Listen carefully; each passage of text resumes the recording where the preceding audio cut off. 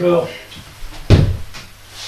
Alors revoyons l'Iran une énième fois, puisque c'est d'actualité. Mais l'Iran, je crois que les Américains, ils auraient dû écouter leurs généraux en chef avant de se lancer dans cette aventure. Parce qu'en fait, actuellement, nous sommes le 3 avril, à 13h30, là, et les Américains bombardent partout. En Iran, maintenant, ils font plus de détails. Alors, première question, je me demande si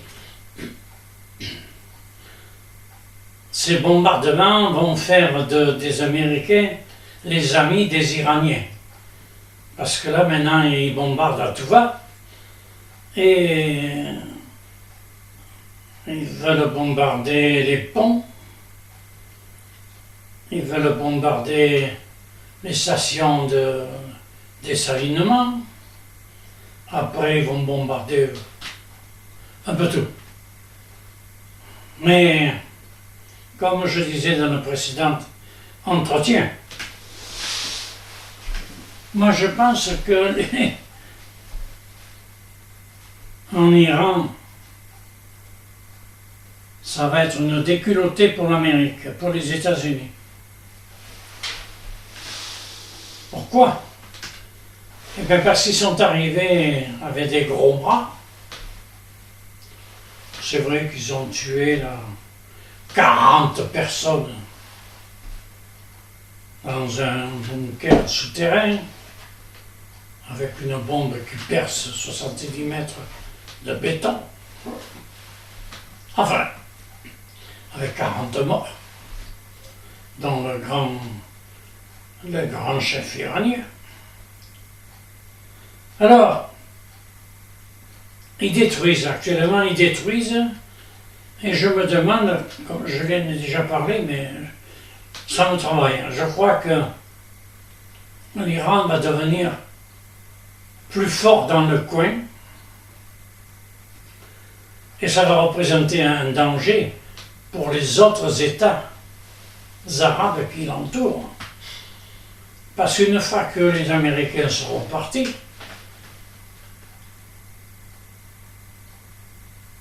le guide suprême va faire en sorte d'avoir la main mise sur tous ces États.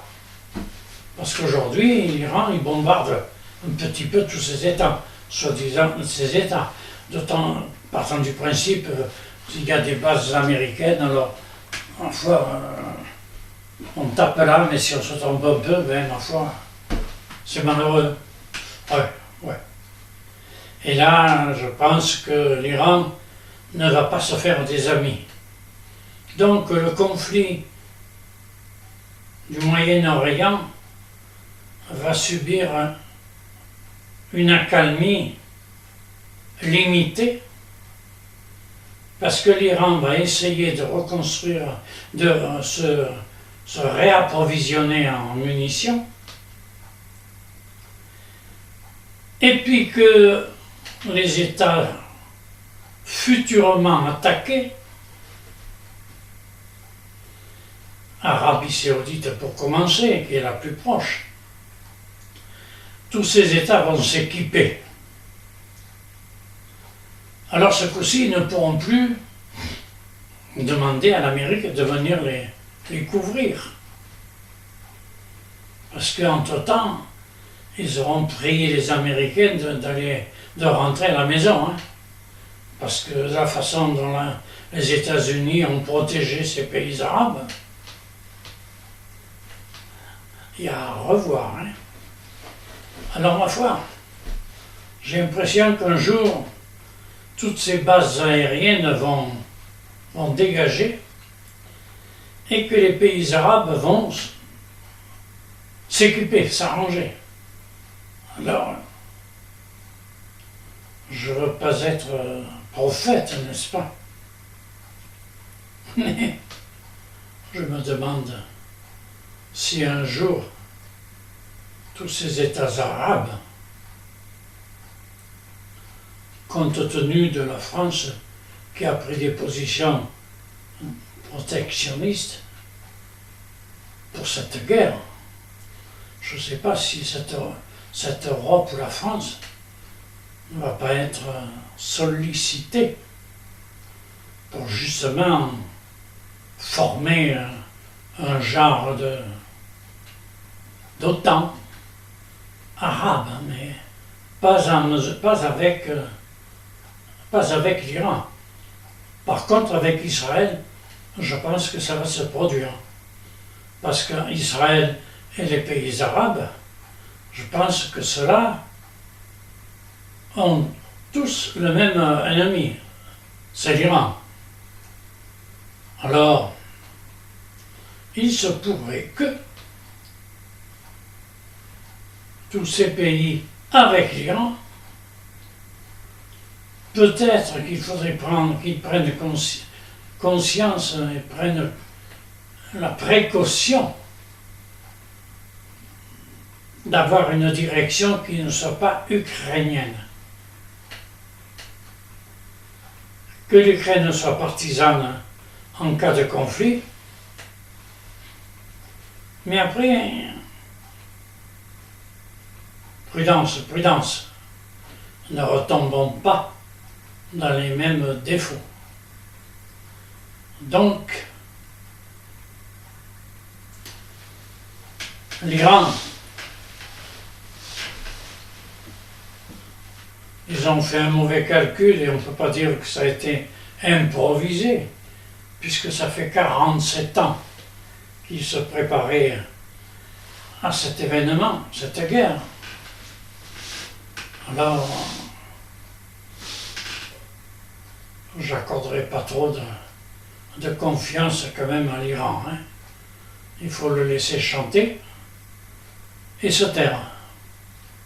Se préparer, et le cas où, eh bien ma foi, la réaction soit subite et brutale. Hein. C'est malheureux de parler comme ça, mais que voulez-vous?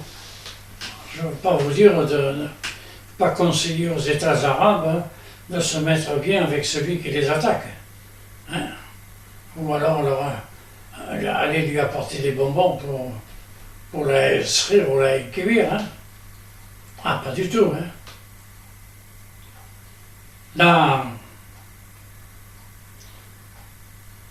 l'Iran, ça va se terminer en queue de poisson. Trump va trouver un motif pour dire qu'il a gagné. Les Iraniens n'auront pas de perte à dire, de difficulté à dire qu'ils ont gagné, puisque les Américains seront partis sans abattre, sans changer le régime. À moins que demain, après-demain ou dans 2 ou 3 semaines, il y ait des événements nouveaux qui fassent que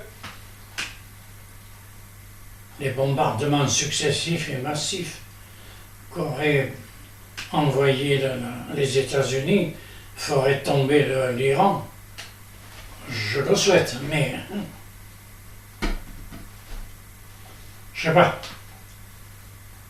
Je n'y crois pas tellement. Et l'Iran, je veux bien croire qu'il y ait eu des erreurs par le passé, mais vous savez comment on dit, qui ne commet jamais d'erreur? J'ose même pas lever le doigt. Hein. Parce que dans ma vie, j'ai dû me tromper plusieurs fois. C'est comme ça. Vous pas?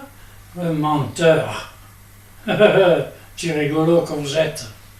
Et non, on se trompe toujours. C'est la vie. Et c'est dans ces erreurs que l'on s'instruit. Voilà. Allez, passons. Arrêtons de faire de la morale, n'est-ce pas? Donc, cet Iran n'a que ce qu'elle mérite. Hein. Et il ne fallait pas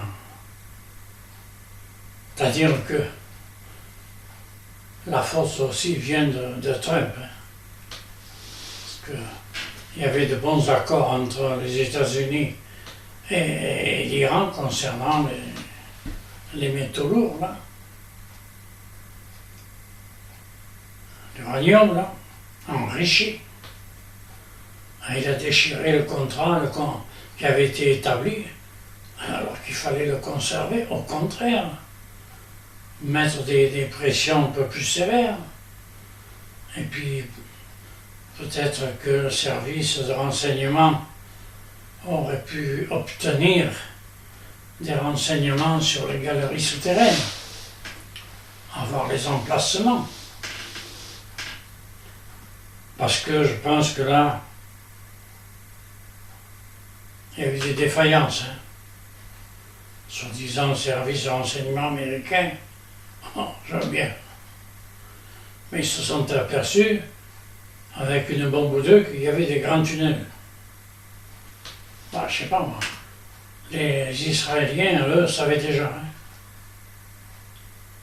Seulement, c'est toujours pareil. Quand on a affaire à quelqu'un qui est le meilleur, qui est le plus fort, qui sait tout et que les autres ne sont que des imbéciles, eh bien, c'est vrai qu'on ne peut pas combattre. Donc,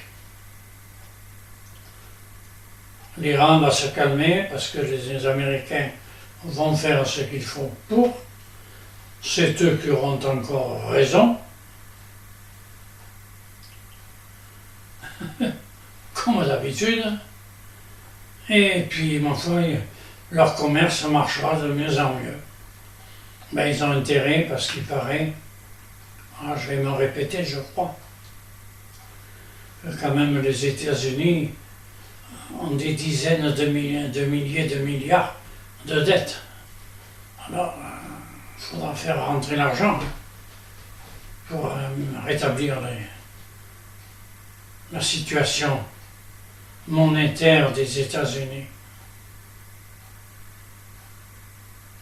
Mais, quand Trump se trompe, je crois qu'il rentrera peut-être de l'argent, mais il n'ira pas là où il faut.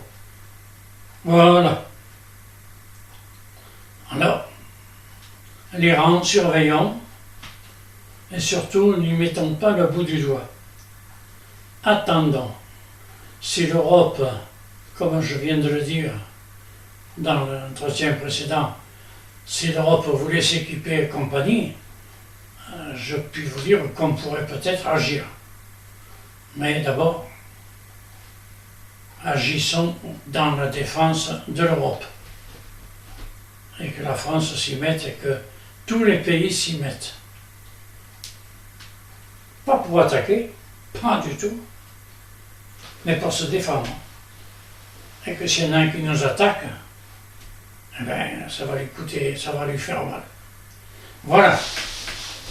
Rien de plus. Bonne vision.